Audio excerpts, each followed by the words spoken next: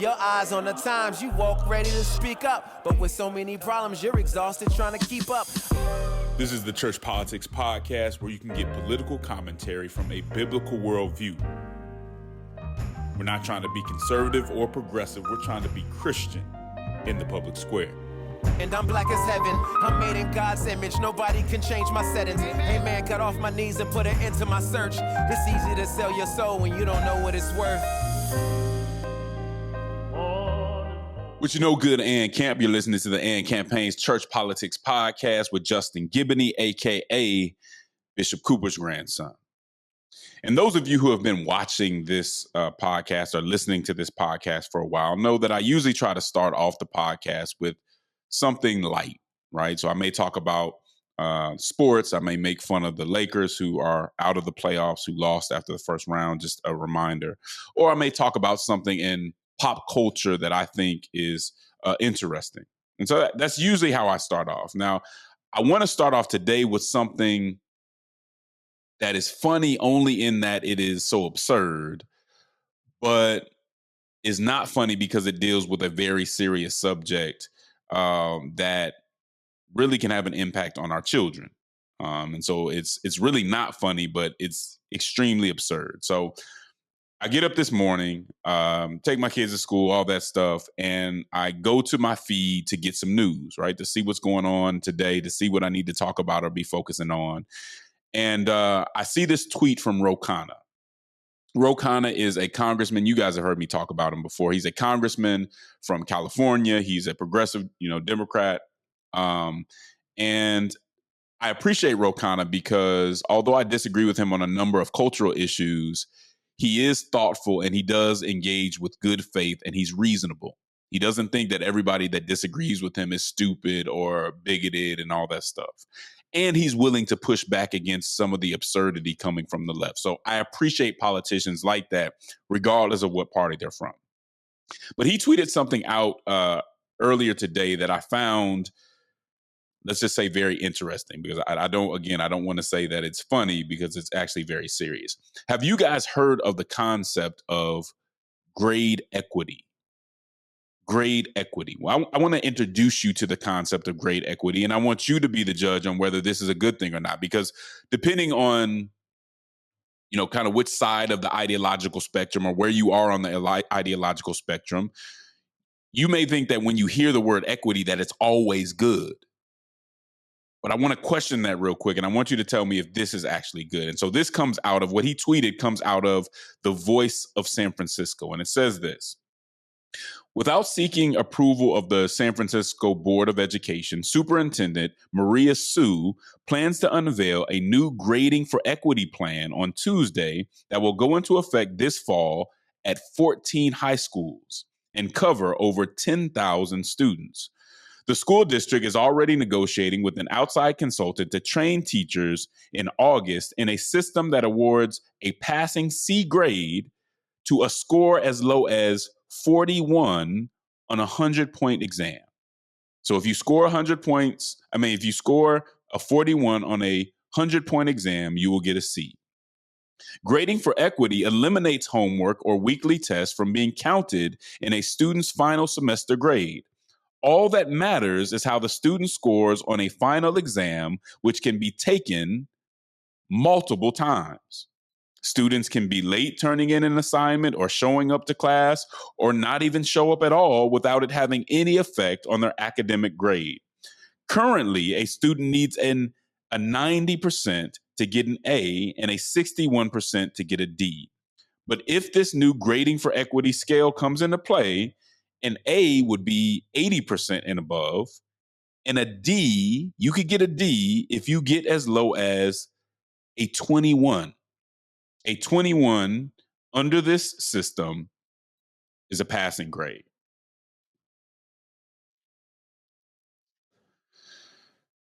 My friends, this is what happens when you kick common sense to the curb and you have a distorted sense of compassion, a distorted sense of equity. And I want to be as charitable as possible with this, because I think what the people who come up with stuff like this are trying to do is they don't want people who aren't achieving in school to feel bad.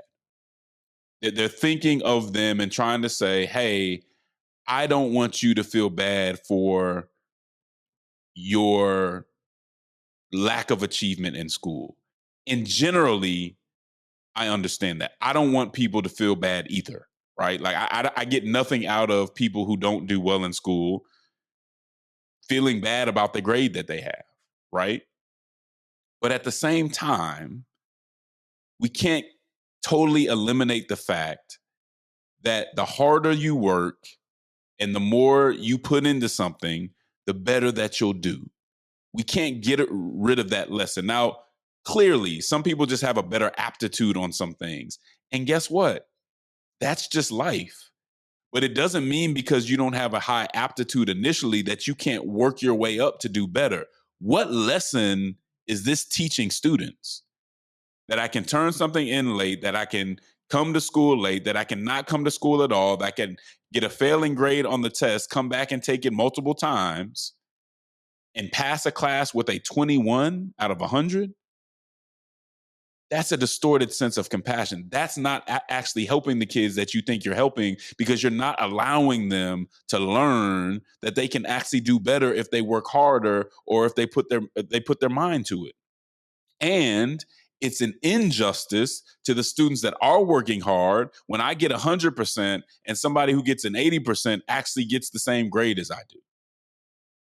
And this is what I mean sometimes. And again, there's nothing wrong with looking at a test and saying, okay, are there certain ways that this is biased, or are we teaching in ways that aren't conducive to teaching certain students? By all means, let's have a system that takes those things into consideration. I'm not pushing anything like that. But you can't do away with the fact that some kids are going to excel because they worked harder or having higher aptitude, and some kids are going to need some help and need encouragement and need support to get to where they need to be, or to get to where they can do better. Let's provide that, but we can't completely get rid of a true grading system that grades people based on how well they're doing and how much work they put in. Come on, guys. So anyway, I hope you agree with me that words like justice, equity, and all that are generally good, but they can be applied to things that actually make them a negative. So Christians don't follow words or concepts by themselves, right? We can't just follow a concept. We have to look at what our standard says is good and true and just.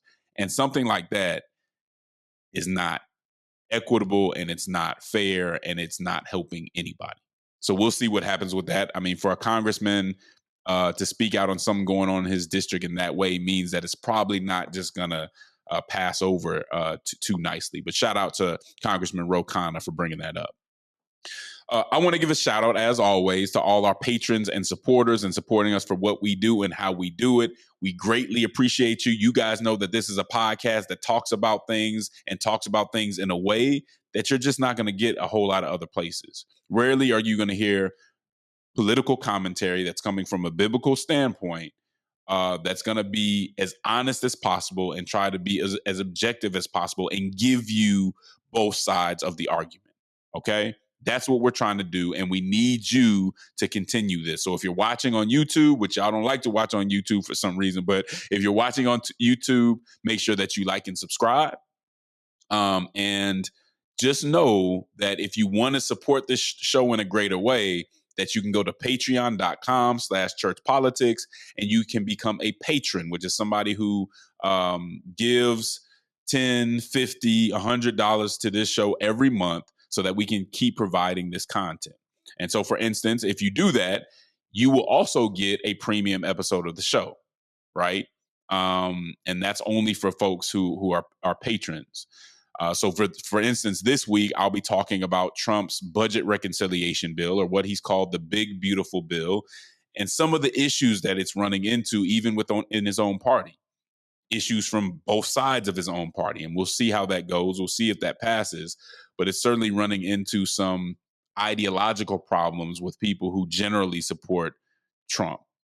All right. So check that out if you get a chance. And I also want to talk about what's been going on with French Prime Minister Macron, he's had a rough couple weeks, man. I don't know if y'all been watching that, but if you get on Patreon, you'll be able to hear what I have to say about that. So you know what it is. Grab your Bible, get your mind right, and prepare to think, not like a Republican, not like a Democrat, but to think like a Christian. And in order to think like a Christian, you got to stay in the Word. So we're going to go to the Word. And today I want to come from Galatians chapter 3, verses 26 through 28. Galatians chapter 3, verses 26 through 28. And it reads, "So in Christ Jesus, you are all children of God through faith. For all of you were baptized into Christ, have clothed yourselves with Christ.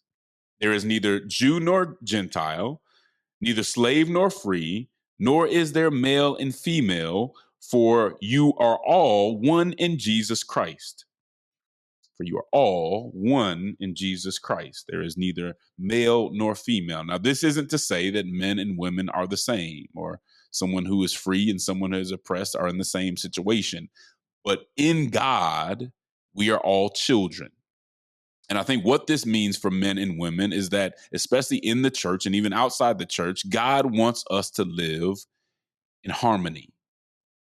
God wants us to respect one another and love one another and reflect his love for us in how we address one another. The problem is today, outside and unfortunately sometimes inside the church, men and women are not living in harmony. In fact, we are living in almost, not complete, but we are living in substantial disharmony. You know why. We have influencers. All you have to do is go on social media and you see we have influencers who pander to men, telling men that all the ruptures in the male-female relationship are the fault of modern women. And we have influencers that pander to women, telling them that everything that's wrong with the world is because of men, is because of masculinity, is because of toxic masculinity. And in our insecurity, in our desire to have our ears tickled, and in our desire to be flattered, too many of us eat it up. Some of us, I would go so far as to say, write it on our hearts. We repeat it.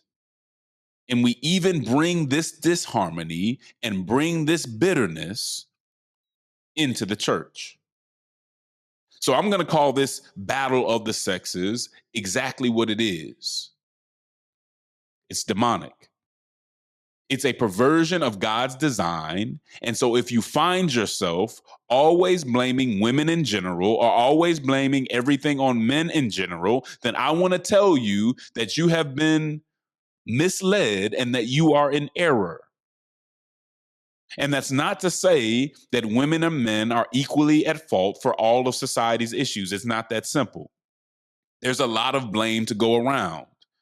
But if we're going to look at this from a historical context, I would have to say that generally men have had more power, at least more formal power. And so I'm going to say that they bear much of the blame and that we have to take responsibility for that. Right? But I'm also the type of person that says I believe men are the head of the household and things of that nature, which I don't transfer over into professional issues. But I think that plays a part. Again, that doesn't mean that there's no blame for women in this conversation. But if we're looking at it from a historical standpoint, I think we have to observe that. Now, when we talk about this battle of the sexes, one of the major things that comes up is going to be feminism. Like somebody's going to bring up feminism when these conversations come up. And to be straight up with you, I have some major disagreements with third wave modern feminism. Some serious disagreements. But I would never go so far as to say that some form of feminism wasn't understandable or wasn't necessary based on how women have historically been treated in society. The patriarchy, as some would call it, has not been kind to women throughout history. I'm talking about the force that denied women the right to vote, the force that denied women access to a decent education or generally left them to be abused or discarded by men who weren't men at all, but rather predators. That's a serious history. That's a real history that we have to confront. And anybody who wants to talk about this battle of the sexes and not talk about that history, it's really hard to listen to that from me. All right. And I would say that even today, there are aspects of society that too often leave women at an unjust or even dangerous disadvantage. Historically, and I want y'all to listen to this, and you don't have to agree with it. But historically, I would say that the left has been more apt to respond compassionately to the needs and the rights of women as individuals. To give them, and what I mean by that is to give them professional opportunities, to give them political opportunities. I think the left has done a better job in general about that. Now, that statement is refutable. And if you disagree with me and you have a point, please send your questions to, Patreon, and I'll go back and forth with you on that if I think you're making a good point. I might even talk about it on the show. So you have the right to do that. But I do think that's a fair observation historically. Most women's rights movements have been, I'm not talking about from the far left, but I'm talking about leftward movements. They haven't been necessarily conservative movements. Now, we can talk about women and the sanctity of life and all that, and I think there's a conversation to be had there, but I think that's generally a fair observation. Does that mean that Justin thinks that all the left's efforts to help women have actually been good for women and have actually been good for society? I'm not saying that, but some of them have, right? So we have to deal with this history, and we have to deal with some of these lingering gender issues. And when we deal with those, and if we look at them from a historical context, one could start to assume that being a woman is always easier than being a man in almost all cases. And in our brokenness, once we create or develop a narrative like that, we tend to hold on to that narrative if it serves our interest. I hate to admit it, but we're not always great with nuance. We prefer storylines that are uninhibited by complicated realities. Again, once we develop a narrative that one broad group is generally more privileged than another broad group, then we don't always do a good job of altering that narrative over time as the situation might be changing, or the situation, even if it's not fixed, it's not where it was 3 decades ago. All right. And I think that's where the left finds itself. I think the left is partially right about the history of how women have been treated. I think that as things have changed to a certain extent, they have not changed the narrative, and they have not looked to see how men are actually doing at this moment. And because of that, they're having problems. The Democrats and progressives in general are having problems with men. Right. I think we can see in the past decade or so, progressives have gone all in on concepts like the future is female.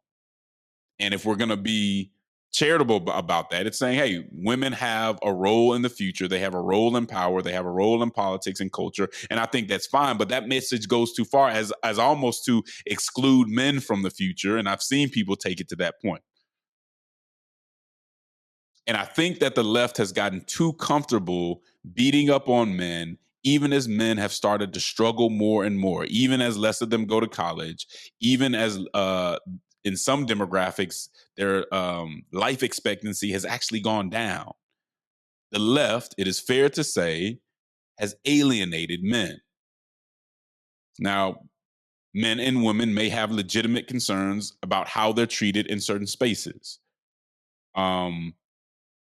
But the culture, but I really do want to say this before I get into the politics of it. The culture of men hating women and women hating men on social media and all of that has infected the hearts of some Christians, and it is not of God.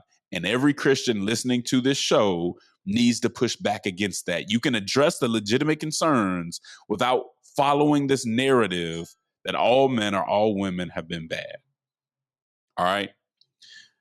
So that's the kind of cultural side of it, right? But even the cultural side of it is always going to be, well, should be above stream from politics. Okay.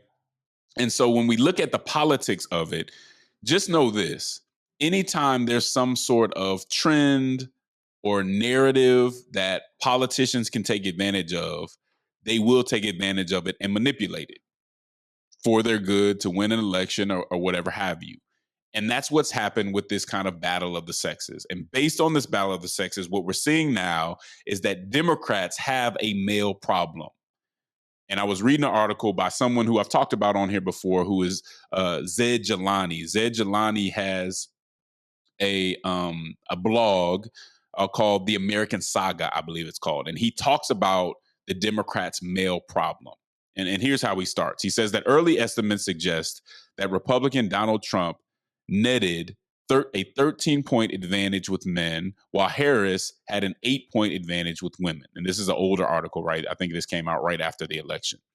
Even before the votes were cast, polling made clear that the party was suffering from gender polarization, and there were many writers sounding the alarm of a trend that has been ongoing for decades. A lot of people are wondering, how can Democrats get more men to vote for them? Here's what Zed thinks is part of the issue. He says maybe they can start by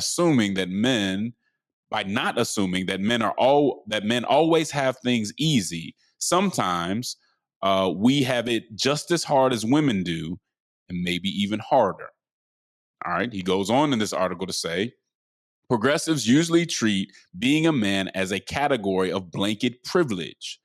Being a man is always better than being a woman, and your duty is to make sure that you are using your privileges to support women. Unlike progressive rhetoric towards women, which insists that we have to do more to guarantee rights and equal treatment towards the fair sex, which is a reasonable demand. I agree with that. Progressive rhetoric towards men grants them responsibilities, but not rights. And he goes on to say that the rhetoric dehumanizes men, meaning it removes from them the status of people who have their own independent thoughts, concerns, and needs. And I think we generally see that anytime we get too broad in how we identify people and identify their privileges or their advantages, right? It's easy to talk about these things in generalities because it's more black and white and all that. But when we get too general, we don't look at people's class. We don't look at what they've been through. We don't look at their parents and the issues that they've had with that. We just say, based on your identity, I know everything that you have been through. And again, as I said before, and as I think Zed Jelani is saying, the Democrats have gone too far in doing that when it comes to men. And it has really isolated a lot of men. So now what I heard recently is we have Democratic donors who are basically saying that they're willing to spend millions of dollars to help Democrats better relate to men. And I think that sounds corny because it is corny, but the truth of the matter is they got to do something. The problem is, whatever that something is, if it's not authentic, men aren't dumb. They're not going to fall for it if it's just talking points. So as this is all about talking points, and this is all about posturing, and this is all about me bringing somebody to the stage who kind of looks like you, it's going to fail. Right? This is deeper than just a talking point. This is almost like a worldview matter. And as long as you have people who get up on stages, who get up on platforms, and they say the same old rhetoric that is dehumanizing to men, just like, when Republicans say that the same rhetoric that may be dehumanizing to women, it's not going to help you. So whereas an effort needs to be made, the problem that I think Democrats are going to run into is that effort can't just be your everyday run-of-the-mill political effort, because it'll be sniffed out very quickly and people will see it.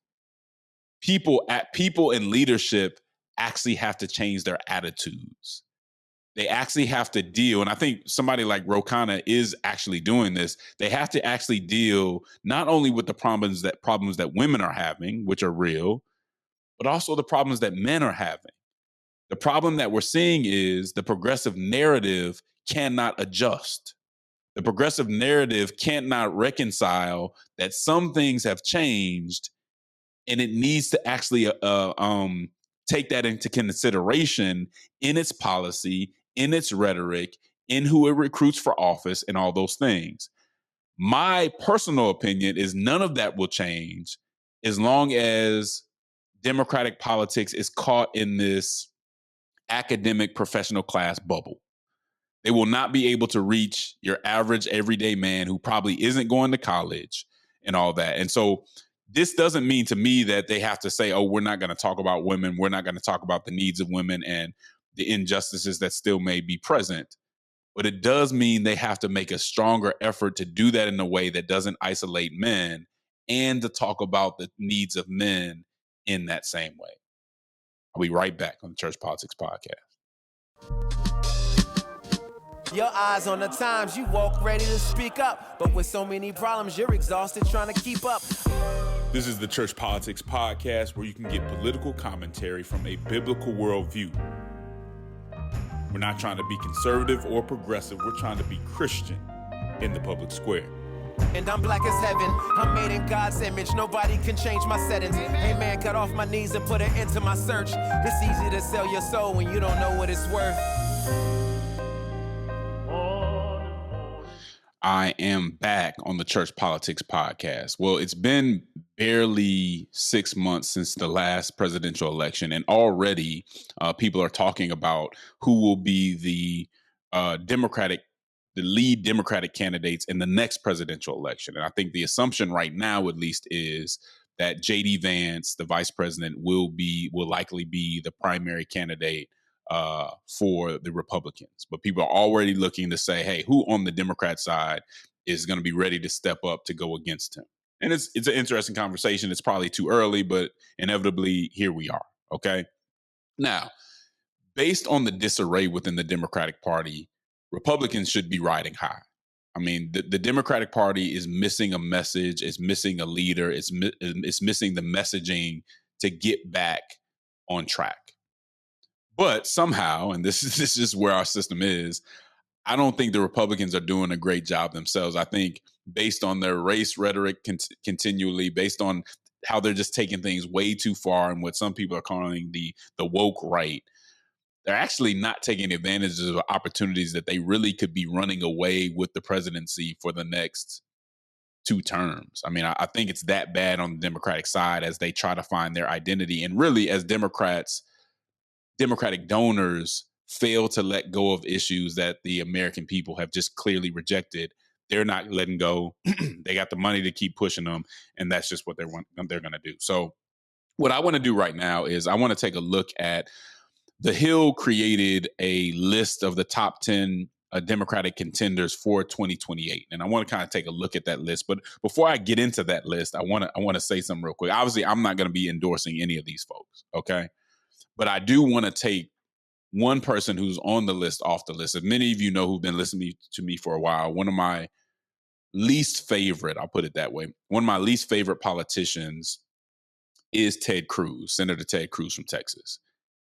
I think he's a major part of why there's so much polarization in the Senate and polarization in general. I think he's one of the major reasons that we never got legislation when it comes to immigration. But if there's one politician on the left, who I dislike just as much, man, I'm sorry, I gotta say it. I just gotta put it out there. If there's one person that I just dislike, one politician that I dislike just as much as Cruz, it's Illinois Governor J.B. Pritzker. And the fact that his name keeps coming up on these top 10 contenders lists just blows my mind. I don't know anything that he's done that's been that great. I mean, you have a state, which I love the state. My wife's from that state. I have a number of friends in that state, but where people are just leaving by the droves. His major accomplishments, and I want you to listen to this, his major accomplishments are legalizing gambling, legalizing weed, and abortion on demand in Illinois. I struggle to find a reason that any Christian would be in support of this type of candidate. I'm just going to say that straight up. I just don't get it. And sadly, something tells me that if he does run, he'll have pastors that are actually supporting him and cheering him on and telling their congregations to vote for him. That's what's sad. But I'm going to take him off the list. And I just want to be straight up. I'm going to take him off this list because think he does not deserve to be on there. I don't know how he gets on lists like this. And I'm going to put somebody else in his place. And we'll talk about when I get there. So let's go down the list. I'll tell you what I think about each person, but I had to say that first. All right. AOC, Representative Alexandria Ocasio-Cortez. She is right now at least, she is a congressperson in New York. And out of all the people on the list, when you talk about somebody who has kind of that charisma on social media and all that, I think she really stands out as somebody who can move a certain group of young people and talk to people in a way they understand. She has the ability to do that. The problem I think I have with Cortez is her policy chops, right? I don't think she has to be a policy wonk, but I do think she has to talk about policy in a more sophisticated. If I'm looking at a debate between her and JD Vance right now, that's not going to be pretty. Not because she doesn't have a point of view. I think she's a democratic socialist. She has that point of view. I think when you get into deeper questions about that point of view, I don't think she always hits it where she needs to. So I think while she's number one on this list, I think that's where the problem lies for her. But no doubt in my mind, and if she's good enough, it might not matter, right? Like if she can toughen that up a little bit, do a little bit better on policy, and just use her natural kind of charisma, maybe there's something there. Nobody's touching her really when it comes to social media. She has something that a lot of politicians wish they had. Okay. And obviously, again, you guys already know when it comes to cultural issues, abortion, transgender stuff, I'm not going to be in agreement with her there. But from a Democrat standpoint, that's somebody to look at. Somebody else is Pennsylvania Governor Josh Shapiro, who I think is, recently his house was burned down. There's an arsonist struck the governor's mansion and all that stuff. This is somebody who I do think will have a chance, who isn't too far to the left. He's taken some fairly moderate standpoints while at the same time hitting on the main issues that most Democrats talk about. I see Josh Shapiro from Pennsylvania as a legitimate contender here. I see him as a legitimate contender. And so that's somebody that you guys should keep your eyes on for sure. The next one is Michigan Governor Gretchen Whitmer, who has done some interesting things. She actually has been at some Trump press conferences when Trump's been in the state and he's been talking about issues there. And so it looks like she's kind of trying to triangulate. I don't think she's ever endorsed him or anything like that, but I think she's saying, hey, even if you voted for Trump, which her state did, you can still vote for me. She's doing this for her own interest, but I think she's trying to let people, especially in her state, know that I want a wider tent. I might not agree with Trump on everything, but I'm willing to stand in the same space as he does. And I don't know that that's a bad thing. I don't know. I don't know that won't help her later on. And so she's a legitimate candidate. One thing I will say is I don't like how she dealt with the Flint water crisis. I don't think she gave those people their due. And so that is a big issue to me. And I would be wrong if I didn't put that out there, that she kind of gave up on the Flint situation before it actually had been handled. And that's something to keep in mind. But let's keep going. The next person is California Governor Gavin Newsom. And if you didn't know Gavin Newsom wanted to run for president, you ain't been watching the news. Gavin Newsom is also a skilled politician in that he is charismatic. But when you talk about naked ambition, when you talk about kind of being willing to say anything to get what he wants, That seems to be right where he's at. He even started a podcast where he's, talking to right wing guests, and he just doesn't seem. He just seems very disingenuous to me. And Gavin, I think, like Pritzker, although I don't have as big of a problem with Gavin as I have with Pritzker, is in a state that's losing people, that has a lot of struggles that I don't think he's addressed all that well. And so when his name appears on stuff like this, and he hasn't had, there's a lot of governors of smaller states but significant states that have done a really good job and should be talked about, that really should replace somebody like Gavin Newsom. I don't, him and Pritzker, when they show up on these lists, it makes me wonder why people would vote that way. And I would say one of those governors, although it's pretty early on, is somebody like, who comes in at fifth, Governor Wes Moore. Governor Wes Moore is the governor of Maryland.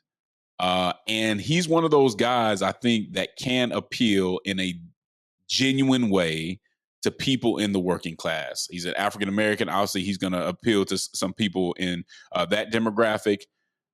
Does pretty well when it comes to talking about the issues, and so I do think he has some chops when it comes to talking about policy. He can really kind of break down the argument and go back and forth. And so I think he is somebody that would have a pretty good debate with JD Vance, if that who it ends up being. And so I like Wes Moore. One thing I will say about him is he's got to get away from the establishment Democrats right now, because they're not ascendant. And I do remember that they sent him out. I forgot what they sent him out to talk about. Was it something dealing with economics or whatever? And he kind of was their voice on an economic matter. And it was like, bro, don't let them do that to you. The establishment wing of the Democratic Party is most of the problem. And if he doesn't get from behind that, if he doesn't get away from some of these far left cultural issues, because from what I understand, he is a Christian. And so if he doesn't get away from some of those issues, he's going to be cheating himself. He has an opportunity to break away just because of the vibe shift that's going on in America. And if he doesn't do that, that's on him. One interesting thing that happened, that in which he may have had the presidency in mind, is recently, I want to say he vetoed or failed to sign a reparations bill. And that may be him looking towards the presidency or looking towards doing something different. If he signs that bill, even if he agrees with it, that probably doesn't help him on a national stage. So I don't know if you knew about that, but that's something that happened. Then you have former Vice President Kamala Harris. She could obviously make another run. And if she did make another run, she would be somewhere near the top of that list. Do I think that's the best move? I don't think that's the best move. Some people say she lost because she didn't have enough time. I don't know if she had enough time if she was going to win under those circumstances. If she runs, it's something you have to take seriously. I just think her form of politics is not working right now. And that's some of the establishment stuff, but also the unwillingness to really have the long form conversation, and her style not really lending itself to that. I think she could have some problems there. I don't think Democrats will go that way, but who knows?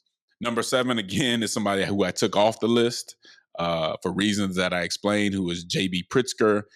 And I'm going to replace him with Senator Ro Khanna, who I talked about earlier today. Ro Khanna is the senator out in Silicon Valley. While, again, I think he is too far left for my taste on a lot of cultural issues, he's still reasonable and listens to people who disagree with him. He seems like someone who may not try to force that on people, and I think he is thoughtful. I think he is, again, reasonable, and that's the kind of politician people should want to see on both sides. And so it's no secret, if you've been listening to me, that I'm a fan of Ro Khanna, and I think he deserves to be on this list because he's doing a good job. He will talk to anybody. And so I've seen him go on all kinds of long form, conservative and progressive platforms and just have a conversation and just be real. And again, he's another one of those who has the policy chops to have those conversations in a real way. And this is part of the problem with some of these establishment folks, you know what he stands for.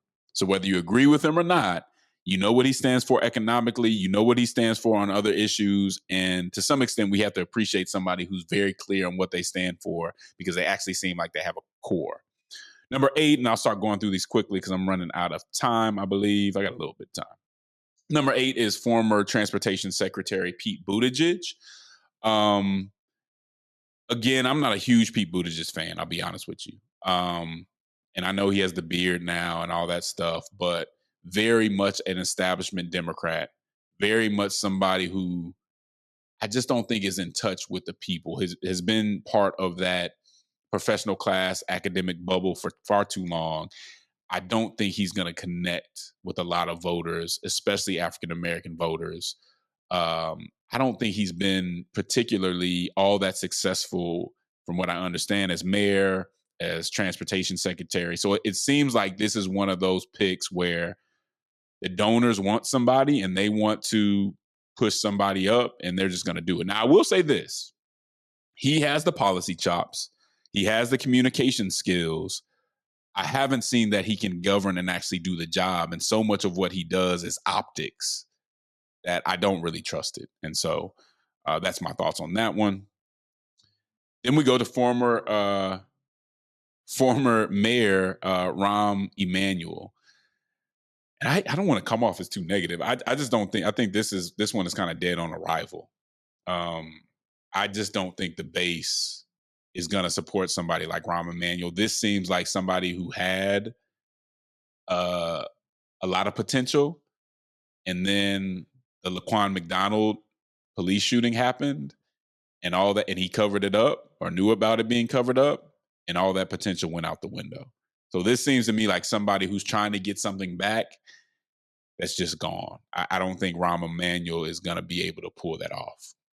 And last but not least is media commentator Stephen A. Smith. Hey, let me say this. You cannot just toss this out, though, because in the same way that Trump is president and Trump was an entertainer, Stephen A. Smith is an entertainer, communicates very well, has very clear opinions. I don't see this happening, but I'm not just going to throw it out because we've seen something similar to this happen before. So who knows what can happen? Stephen A. Smith has pushed back against some progressive things here and there. I haven't heard a lot of policy substance, but hey, again, we didn't hear a whole lot of policy substance for Trump. Who knows what can happen? Certainly one to keep your eye on. I will be right back on the Church Politics Podcast. Your eyes on the times, you walk ready to speak up. But with so many problems, you're exhausted trying to keep up. This is the Church Politics Podcast, where you can get political commentary from a biblical worldview. We're not trying to be conservative or progressive. We're trying to be Christian in the public square. And I'm black as heaven. I'm made in God's image. Nobody can change my settings. Hey man, got off my knees and put an end to my search. It's easy to sell your soul when you don't know what it's worth. And I am back on the Church Politics Podcast. I have worried aloud for quite some time that artificial intelligence, AI, is at a point where it's out of our control. That this is a Pandora's box situation, and once we open this up to the extent that it's been opened up right now, we're not going to be able to stop it. And here's why. The technology has gotten so far in front of our ethics. And so the technology is moving at lightning speed. Our ethics, I don't know if the ethics around that technology is moving at all. And here's the point. And here's the problem. Even if, let's say, somehow we got these large companies to say, hey, we're going to do this in a controlled and ethical way. At this point, the technology is so accessible that all it takes is somebody in their basement. Like, how are you going to control somebody in their mom's basement from taking the technology another step? I was recently watching Ross Douthat interviewed Vice President J.D. Vance, and he was saying that his number one fear about artificial intelligence was that we won't have any like banking security, that IA will be able at some point to figure out how to get into to bank accounts or get into the banking system and totally destroy it. And guess what? We don't have money anymore. All you have is those numbers that show up on your app. And so once artificial intelligence can do something, for the vice president to say that's his main worry, how do we, I mean, it's one thing to stop hackers, right? And to try to stay a step ahead of hackers. It's another thing to try to stay a step ahead of artificial intelligence that is thinking faster than you and that's countering all your different moves. So I worry about it. I don't say that to be all doom and gloom, but I think it's something to be worried about. And I want you to listen to this quick clip from Emily Jashinsky about something that's happening in AI right now. Anthropic said its latest artificial intelligence model resorted to blackmail when told it would be taken offline. In a safety test, the AI company asked Claude Opus 4 to act as an assistant to a fictional company, but then gave it access to also fictional emails saying that it would be replaced, and also that the engineer behind the decision was cheating on his wife. Anthropic said the model, quote, threatened to reveal the affair if the replacement went ahead. Now, Semaphore ends this article quickly by saying AI thinkers such as Jeff Hinton have long worried that advanced AI would manipulate humans in order to achieve its goals. Anthropic said it was increasing safeguards to levels reserved for, quote, AI systems that substantially increase the risk of catastrophic Did you hear that? So not only have people who are working on this technology found that sometimes AI just lies, right? It'll just make something up. But now we see that AI is actually taking information and has the capability of using that information and whatever the motive would come from to do it, using that information to blackmail people. So again, I want to repeat what you just heard. Basically, they're testing this AI in a controlled setting. They give the AI access to emails that says that one thing that the email says is that they're going to shut off, that they're going to replace the AI with something else. So basically, it has access to something saying we're going to replace you. And it also has access, and this is fake information, it also has access to emails that show one of the developers is having an affair. Once it finds out that it's going to be replaced, it uses the information of that affair and threatens to expose that affair in order to stop from being replaced. That is crazy.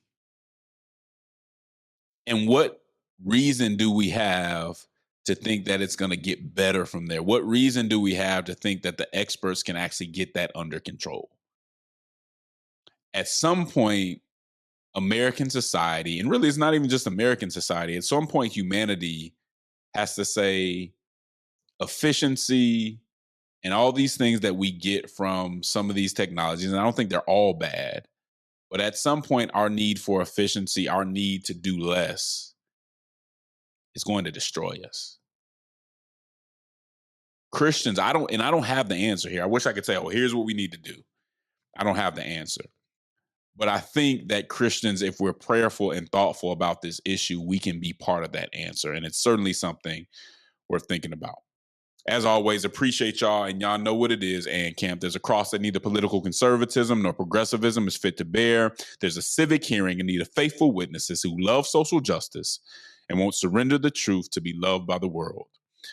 Politic with the boldness and compassion of Jesus Christ. Until next time, and camp. I'll holler at you. Your eyes on the times, you walk ready to speak up. But with so many problems, you're exhausted trying to keep up. This is the Church Politics Podcast, where you can get political commentary from a biblical worldview. We're not trying to be conservative or progressive. We're trying to be Christian in the public square. And I'm black as heaven. I'm made in God's image. Nobody can change my settings. Hey man, got off my knees and put an end to my search. It's easy to sell your soul when you don't know what it's worth.